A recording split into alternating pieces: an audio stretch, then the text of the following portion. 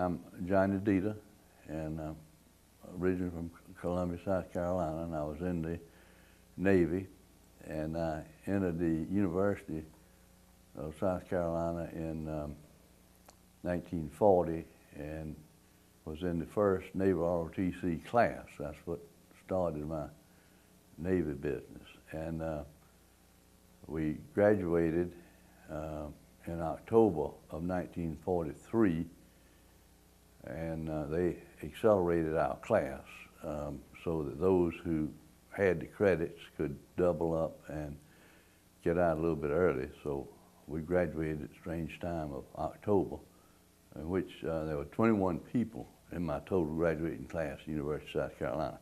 10 of those 21 were accelerated ROTC students.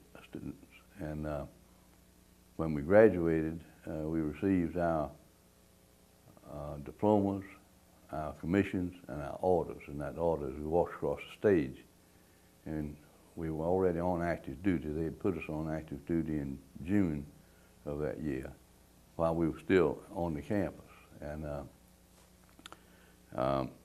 my orders were to the USS Montpelier, which was light cruiser. And I had no idea where it was at that point, except that I order said report to San Francisco, to the Naval District out there, and they gave me about 10 days to get out there.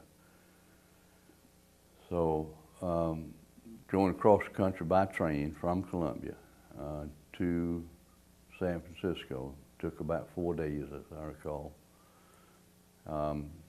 We reported in to the Naval District, and they said, well, just you're on standby for transportation to your ship, and that was as much as I knew. So after about 2 weeks of reporting in every single day to Navy headquarters, they finally said, get all your gear together and be at Pier so-and-so at the Pier so-and-so down on the waterfront. I've forgotten where it was on such a day. And so we went down there, and there was a Liberty ship, which was just one of those old workhorse cargo ships that they turned out during the war. They did a job that was called the Seabob, SS Seabob, and I reported aboard that. I was, of course, by myself this time, and there were other people there, but coming in individually, not as a group. And we were on board that ship with about 300 or 400 other sailors and Marines going to different places. And as we got underway from San Francisco, we found out our destination was Espiritu Santos in the New Hebrides Islands. That's north of Australia, about 9,000 miles away. So we steamed by ourselves with no escort and no other ships. Took sort of a southern route and didn't stop until we got to Espiritu Santos, which was around the end of December. It took us about a month, approximately a month, to get there. On the way, the only eventful thing happened, of course, we would have what you call general quarters at sunrise and sunset every day on a ship, because that was the most likely time for submarine attacks. The ship is silhouetted best on the horizon and whatnot. Of course, you never wanted any smoke to come out of your stacks. You steam smoke clean, because that's a telltale sign for submarines. And we had a baker who made bread on the ship, who had a problem of burning the bread. And there's a gallery stack that comes out of the stack for the fumes and the smoke for anything he's burning. He'd burn the bread and make black smoke. And then the captain would get on the loudspeaker and just give him a devil. And this fellow was a foreigner from somewhere. And of course, it was all Baker. He was an artist, and he took it very hard. He did this 2 more times. And after a while, it stopped altogether, and it happened that the baker jumped over the side. I don't know whether it was too hard on what, but anyway, that's all a little side story. We got to Espiritu Santos. I knew Montpelier was a big ship, 600 feet long, and I could not see anything look like that anywhere in the harbor we were in. And so I went ashore and asked the beach master, and the beach master of a place like that, and this is a little island, Espiritu Santos, typical looking Pacific island, palm trees, beach, coral, and all that. He said, yeah, he said, there are some big old ships like that. And he said, they were down here for a while, but they're gone. And he said, I think they went up north. So I went back aboard the Liberty ship and told the captain, I said, my ship's not here. I said, where are you going from here? And I said, my orders don't specify anything for me. And he said, well, we're going to India, but I've got to go by Guadalcanal to drop off these Marines and sailors up there. He said, that is north of here, so if you like, he said, you can go with us up there. And so I went up to Guadalcanal, got off there with a bunch of Marines and sailors with no orders or anything, except McGee, and went on the beach and checked in with the beach master, who is equivalent of guys handling the boats coming in and out off the landing and sort of running the beach area. And he said, I'm not familiar with any ships like that. And actually, Guadalcanal, where you landed, you weren't in a harbor. It was just a beach area with a long pier going out to the water. So it was just like tying up at the end of Paul's Island fishing pier. And but he said, pointed me out to some Marine people, and they put me up for a couple of days. And he said, come on back down here and I'll see if I can find out. So I went back, and he had told me that there was an amphibious repair base over at Tulagi, which was about 20 miles across Sea Lock Channel. That was the water right offshore there. And he said, as a matter of fact, there's a tank lighter. That was one of these things that lands tanks on the beaches and for amphibians coming over for some repairs during the day. And he says, I can put you in contact with that. So literally this tank lighter shows up on the beach, lands there, and I asked the fellow where he's coming from. And he says, over there. I said, any big ships over there? He says, yeah. He said, I've seen some go by our base. He said, I think they're in Tulagi Harbor. Long story short, bummed a ride with him back over there, spent a night at his base, bummed a ride in a rainstorm and another amphibious thing down to Tulagi Harbor at midnight in late December. And in a rainstorm, I came alongside of what the fellow running the boat said he thought was the Montpelier. And of course, it was a mammoth-looking thing, and I climbed up on that ladder, the gangway, and sure enough, I'd gotten there.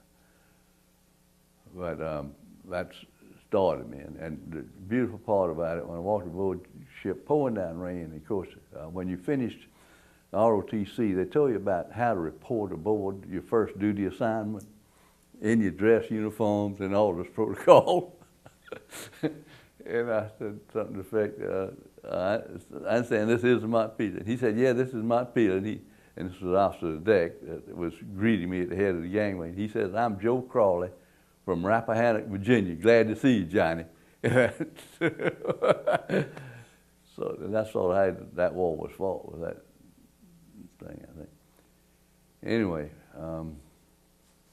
that's getting aboard the Montpelier. And the 30 days before that, the Montpelier had just been engaged in a ship-to-ship combat battle, the Battle of Empress Augustus Bay. It ran on for 36 hours, and they sunk a cruiser and 4 Japanese destroyers. And that was right about 4 or 5 hours up at Bougainville, above where Guadalcanal was. So following that operation, we had a couple minor landings, one at an island called Emerald and one called Green Island, that were further up the Solomon chain, the north end of it. And our main mission was to provide shore bombardment and protection, anti-aircraft protection for the landing troops. So we were either there a day or two before the landing, bombarding the landing area for them, and then back off when they landed and provided fire support for them as they landed. Because the guns on the Montpelier were 6 inch, and when we say 6 inch, that's the diameter of the projectile. And we had 12 6-inch guns and 12 5-inch guns, and a bunch of 40 millimeters and 20 millimeter guns. So we had a lot of firepower to offer and support. So those two operations were fairly uneventful as far as opposition. They were successful landings and bombardments carried out without too much enemy fire. We did then began to practice to move up to the Marianas for the Saipan, Tinian, and the Guam operation. And then, you know, the Navy, I'm sure all armed forces, drill, practice, so you operate subconsciously because you don't think in combat. You just do it by instinct or you don't do it. But we undertook to practice on what we thought was an abandoned Japanese base that we had previously bombarded before. And so we undertook that. Well, it so happens that it was not abandoned. And we fired a salvo into them. Next thing we knew, we saw flashes on the beach, and they were fired right straight back at us. And they actually straddled us and hit us with one projectile that hit the forward anchor chain. Fortunately, it detonated way up on the bow. Didn't do too much damage, but it wounded 5 or 6 sailors up there. But we decided not to fool with live targets anymore. We could find something else, and that was not essential. That was already abandoned operation. Anyway, we went up to the Saipan operation, went through Eniwetok and Ulithi on the way for refueling and ammunition and whatnot. Then islands in the Central Pacific. And in the Marianas, first operation was Saipan. This was June 1944. About 2 days before that, we go in and bombard the landing area. But one of the interesting things I felt was during this time of preparation for the landing, we had rubber topical relief maps made of what the island of Saipan would look like to us from our stations offshore. And we had on board the Marine Shore Fire Control Party. Now you're talking about some brave guys. These guys go ashore the night before the landing. They get up into the Japanese positions and they call fire from us on them the next day in the process of landing. And these guys stayed on board for about 2 weeks with us, and we would drill on the rubber leaf maps looking at the positions, and we'd have the grid coordinates of the particular position, this ridge or this valley or this hillside that they'd be in, so that when we were looking at them to fire at it, and it had to be optical control of the guns for this, we would be looking at familiar territory, so to speak. And we would actually do a little ball of cotton on the end of a little stick with a string on it, and that'd be the gun burst. And we'd be in the wardroom calling fire on top of such and such a hill, and then the fellow would say, no, come right 100 yards and move it. So, yeah. Anyway, practice like that. But those guys go aboard the night before, get up in the hills, and they're on the radio with us. So they tell us what's going on up there, what's going on, and then as the Marines or the Army comes in, the battle ensues, so to speak, and they can call if there's a group of Marines getting pinned down by mortar fire somewhere, and these guys on the hillside can observe it. They'll call fire for us on grid coordinates so-and-so on the map. We check out fire control and hit it with the 6-inch or 5-inch. So anyway, and these guys, incidentally, you get right close to them on the radio, and time me on the ship and everything. And they had a very high mortality rate. And we would experience some of that sometime and talk to them on the ship when They asked for rapid continuous fire. That means you don't shoot everything you got for us. We need it bad. And sometimes Navy protocol would take over, and you would have to get permission. You always, the captain or man can say commence fire on a ship. And he's got to be absolutely sure of what he's shooting at. He's got responsibility. So there's a little bit of red tape there sometimes when you want to shoot right away. And you get a remark back like, well, thanks, but it was a little bit late, you know. And anyway, we were actually at Saipan for about, I think it was 28 days that operation actually landed. And we're doing this sort of work most every day. And toward the end of the campaign, the Japanese had put out word and terrorized the inhabitants of Saipan so much that if the Americans ever got them, they were going to cannibalize them, eat them or something, or kill them all. So they had 600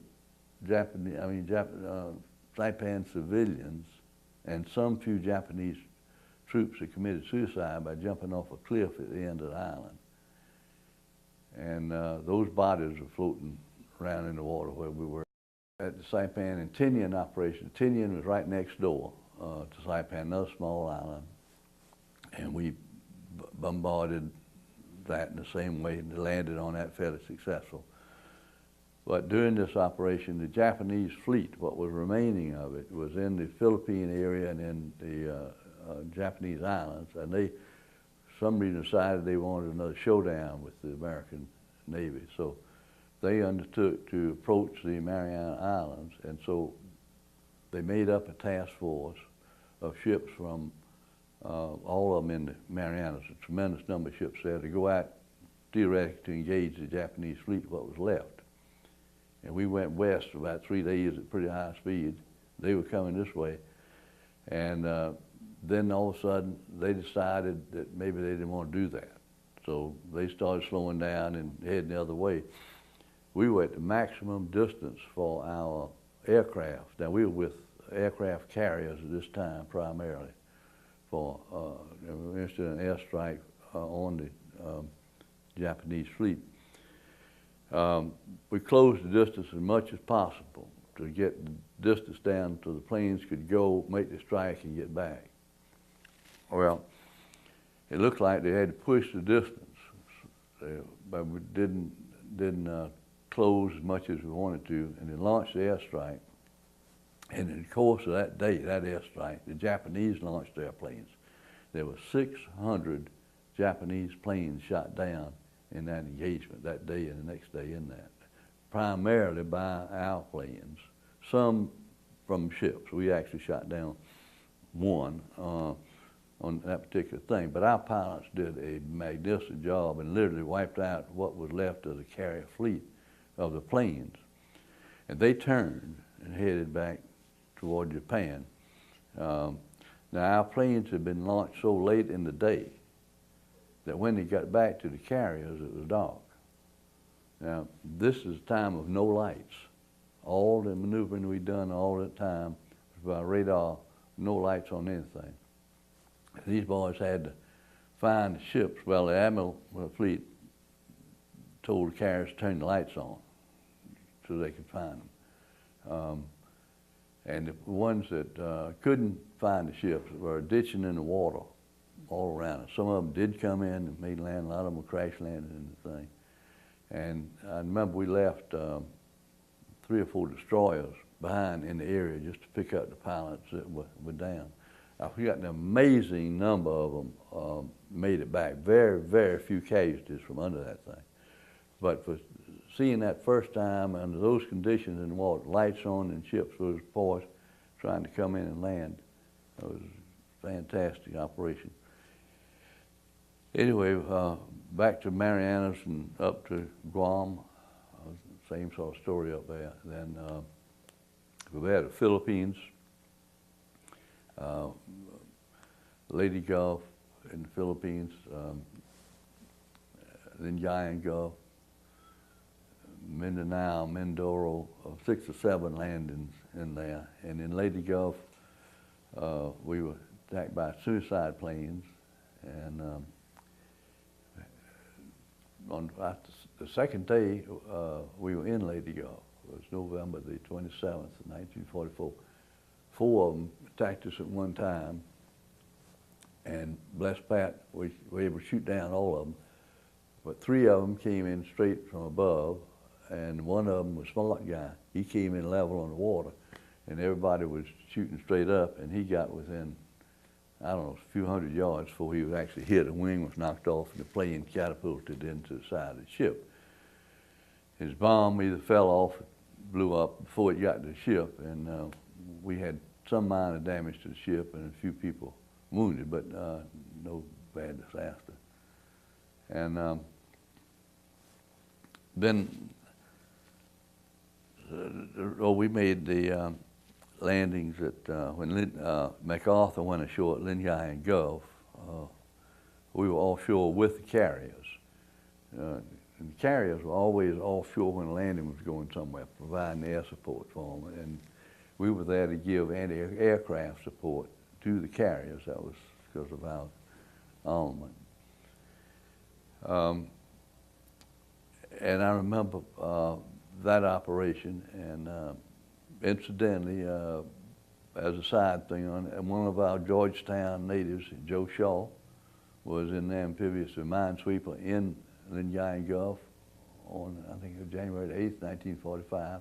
I happen to have seen Joe at an island down there a little bit earlier. I knew he was going up there.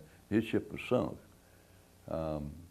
Joe, of course, survived and whatnot, but and I happened to have heard that on the radio from, you know, the traffic going on. You could hear these things, but so that sort of, I knew Joe at Carolina before the war. But anyway, we were offshore at that operation, and again, my hat goes off to our pilots.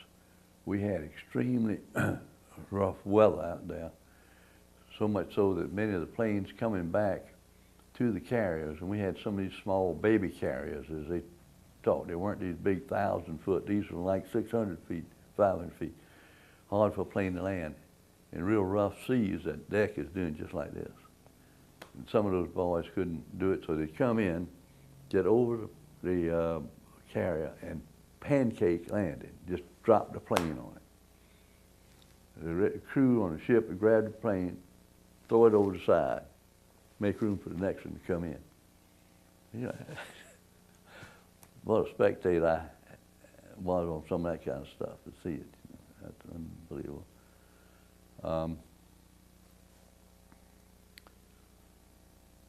Philippines, pretty much the same. We went down to Borneo. The Dutch East Indies were always an early objective of the Japanese at the beginning of the war. When they occupied Guadalcanal, they were headed toward Australia down there and wanted that. But they were still down there. They'd been isolated because most of our war effort was north of the Borneo and area. But anyway, they decided they wanted to occupy it, so we went down and did the bombardment business and the anti-aircraft business down there. And the little minesweepers, now this is somebody that takes a beating. These are little old wooden ships. They go right in under the guns of the artillery on the beat to sweep the mines up for our landing craft. And they took a terrible beating out there. And we were, here again, we were offshore. We were the big boys there, out of harm's way. But as soon as the Japanese artillery opens up on the minesweepers, we counter that with ours. And that was, and the minesweepers at the Borneo operation, I don't think they ever got just credit for the job that they did down there, but they paved that way. Operation was otherwise somewhat uneventful. I think mostly they were Australians that went in down there, and I don't think we had too much to do as far as landing goes. But we had a couple of air attacks and whatnot down there. We went from Borneo back to Subic Bay in the Philippines, which I based at that time, then went up to Okinawa. And when we went to Okinawa, we were there to based at Buckner Bay, and this was in August, late July of 45, I guess. And our purpose was to make anti-shipping sweeps off the China coast. in the South China Sea because there was still some activity from Japanese on that backside. We did that for 2 or 3 weeks and no particular events other than a few air tanks. We just lived with those all the time because that was about all the Japs had left at that point. And back in the Buckner Bay, the night the ball was over, it was always the 10th, it was announced, and everybody celebrated by firing everything they had straight up in the air that night. And then it was, after that calmed down, was when the battleship Pennsylvania was torpedoed. Apparently that plane was en route from Japan at the time. He quit firing. So anyway, and it was pretty badly hurt. They had to go back to the States. It was able to get back on its own power, but it was pretty badly hurt. And then after that, we were selected to go up to Japan in September. Now they signed the surrender, I think, second or something like that. Well, about the first weekend, or immediately after that, we took some hospital ships and some transports up into Japan to get the prisoners of war out. That was the first order of business, was to get our prisoners out. And we went into Wakayama, Japan, steamed up a long channel with a Japanese pilot. And I particularly remember that because I had the officer of the deck duty going up there with this Japanese pilot who was taking us through the minefields. And it was an interesting trip. Did a good job. We had an interpreter. And of course, at that point, we didn't know whether to trust the Japanese or not. But we got in there and set up a processing center down on the dock area. And the Japanese brought the prisoners down by train. There were 2,500 of them from all different countries in terrible condition. And we processed them medically and cleaned them up, gave them clothes, and then put them on either the hospital ships or the transports, depending on where they were supposed to go. And we had that operation, and it took 3 or 4 days. We were fortunate to get it done that quick. Shortly after that, we were assigned, before we left Wakayama, Japan, since we had in Hurricane Alley down here, we had a typhoon in Wakayama. We got ready to go out to sea, which is what the Navy does. You go to sea in storms like that. We could not get underway because our anchor was fouled on a telephone cable. Now, the anchors on the Montpelier weighed 15,000 pounds apiece, and a shot of the chain about this big weighed about 50 pounds. And we had 2 anchors out, and since we couldn't get underway, we just put all the chain out that we could put out. We put out something like 150 fathoms of chain. So you can imagine how much weight, because we were going to have to ride the storm out in Wakayama, Japan, in the harbor. And they fired up engines, headed into the wind, and we made enough turns on the engine that would normally put us through the water at 15 knots just to stay into the wind. And I had to watch on the bridge that night at mid-watch. And I went up to take over. I looked up at the wind indicator. It was stuck at 120 knots. Just stuck. And the bridge, you can imagine the noise and whatnot going on. The bridge on the Montpelier was 65 feet above the water level. This was a real big ship. And it was about maybe 200 feet back from the bow, the ship being 600 feet long. And I remember looking up and watching the bow of the ship go up almost straight up, and then see it come back down and part the water, and then green water fold back over it and break over the portholes on the bridge. That's high up there. So we rode that thing out. Fortunately, we were able to do it the night. The next morning, of course, it looked like it does around here with things uptown on Main Street. There were ships a couple blocks up Main Street, some gone and whatnot. But we were fortunate that they had no bad trouble with that. Our next assignment in Japan was to go up to Kuri, which was a couple of weeks later. The Kuri Naval Base was their great big naval base where their naval academy was and everything. And our Navy pilots had done a tremendous job in destroying that whole base. It was just devastation, something terrible up there for the Navy. But one of the things we were supposed to do was to demilitarize any remaining Navy vessels that were in that area of any kind, merchants or Navy. And there were several hundred of them in there. And we had different teams set up off our ship to board these in the harbor area to inspect them.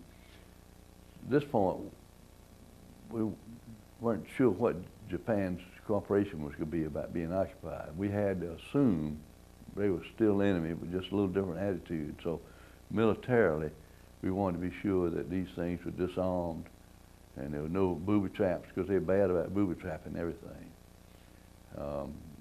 So much so that in the neighborhoods in 1 or 2 little towns we walked through, flower beds would be a camouflage for a slit trench. I mean, they were ready for a terrible invasion up there if we'd landed.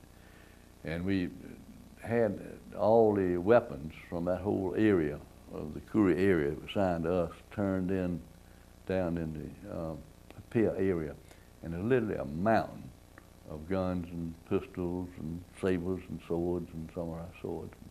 When I say mountain, I mean something that maybe 2 or 3 stories high and maybe 100 yards around the base of it. There's enough, they estimated arms there to equip 180,000 people, which were in the immediate area we were in. Brought one of those guns back, incidentally. So after that, Kuri is near Hiroshima. And believe it or not, with today what we know about radiation and whatnot, we walked through Hiroshima, ground zero, just 6 or 8 weeks after they dropped the bomb. And fortunately, I haven't started glowing at night yet, but we have had, and there is in the Navy, an Atomic Veterans Association of people who theoretically contracted some cancer or whatnot that they were attempting to trace back. I don't know how far they were able to get with that, but you know, with the other experiments with the bomb and Bimini and whatnot, there was a good bit of exposure to radiation that we didn't know about then. But we walked through Hiroshima, spent a whole day walking through there, and it was just horrible. The destruction was beyond imagination because it was so, the pieces of debris that were also minute, small, size of bricks or less, and it was just flat. A few buildings left that were earthquake-proof buildings that had been built to stand blast and whatnot, but probably less than 1% of the buildings, well, if that many. The rest was just debris. And of course, you can imagine the Japanese people, here we were having dropped the bomb and we in there looking at it, and so they really let us see what we had done, and they sent some open bedded trucks around full of victims from the blast, terrible looking burn victims, and they just followed us around town in these trucks for a while so we could see the devastation of it. And then I think after the Kuri, Hiroshima, we'd gotten up to about November of '45, and we got orders to come back home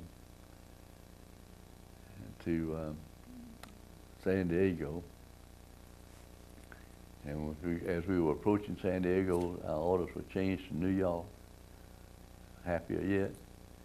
We stopped in San Diego and put off our veterans there, and then came on around to New York. And the beautiful part of the story is the girl I'm now married to, who I had known in Sumter and at Carolina before, was working in New York. And that capped a wonderful experience for me.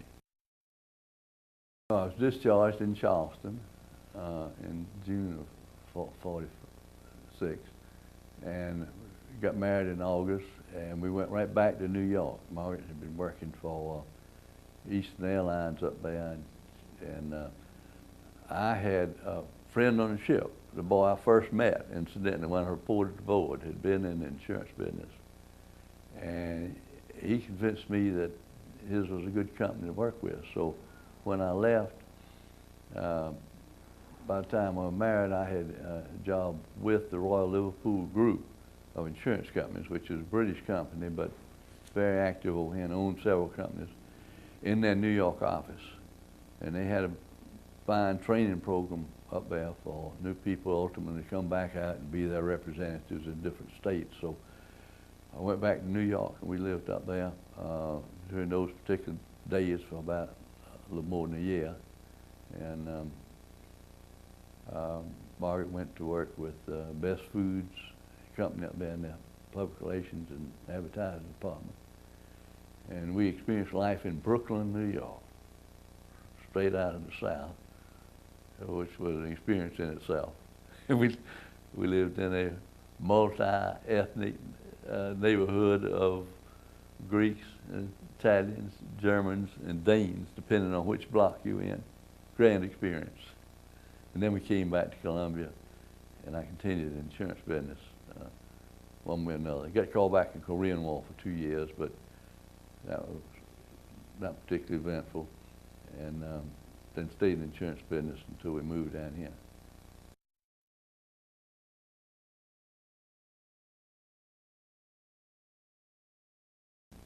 They called right back to the job that I had on the Montpelier, which is a 5-inch battery officer, but on the USS Des Moines, which was a heavy cruiser. It was in Boston.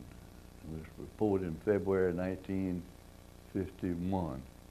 35-degree weather, top, snow and ice and sleet all the time. And I stayed on the Montpelier. We went through, in those days, right after, between the war, we had very little military budget. The war wasn't popular. And so consequently, the Navy did not have adequate money really to train and prepare like they wanted to. And so they were using the Navy for Mediterranean cruises primarily, for goodwill trips. They go over there and patch up some of the damage we might have done during World War II, and basically Liberty for 6 months, and they come back to the States for 6 months for overhaul and maintenance on the ships.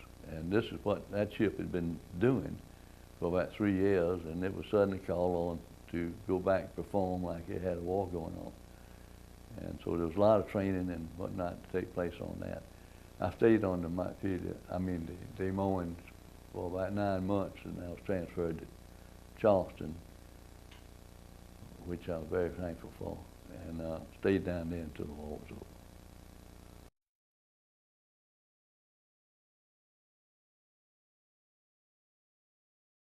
It was a Cleveland-class cruiser. It was a part of Cruiser Division 12, which interestingly included the Cleveland, the initial ship of that class, the Denver, the Columbia, for Columbia, South Carolina, and the Montpelier, the 4 of them. And the Montpelier and the Cleveland were the lucky ones of the 4. The Denver got hit by a torpedo and was rather badly hurt. And the Columbia in Lingayen Gulf got hit by 2 or 3 suicide planes that just tore up their superstructure terribly. But anyway, the ship's armament, well, the ships were 600 feet long, about 60 feet wide. They had a top speed of 33 knots, 4 propellers and 4 engines. The guns included 12 6-inch 47, what they call them, 47 meaning 6 times 47 is the length, the number of inches of the barrel. And they had 12 5-inch 38 guns.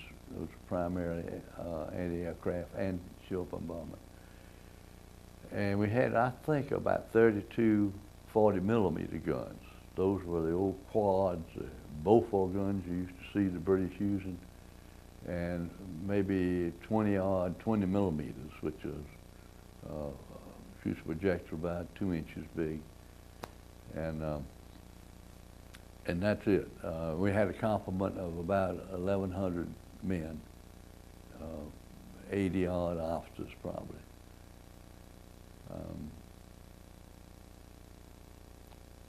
And this ship was new, brand new. It was a first assignment. It was commissioned in December of '42, and January of '43 it went on out to the Pacific.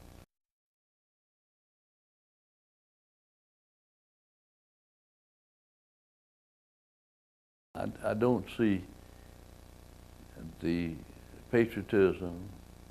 I don't see the really interesting fellow man or whatnot that was so evident during that time of the war. There was never any question about going to war. In my family, my father was in the Army. He was a colonel in the Army. He was called back. He was from World War I. He was an older fellow, but he was still called back. I had older brothers in the Navy. I had a younger brother who was in the Air Force. And it wasn't a matter of getting there as soon as you could to do your thing. Everybody was involved at that time. And the housewives, I mean, they're saving grease, cooking the bacon, saving the grease to sell it because it went in ammunition. They were lucky smokers were saving the wrappings off Lucky Strike cigarettes because of the lead in the wrapping and whatnot. And then it was just total commitment, and it was America first, and then my ethnic interests and my economic interests and whatnot, or whatever I wanted came next.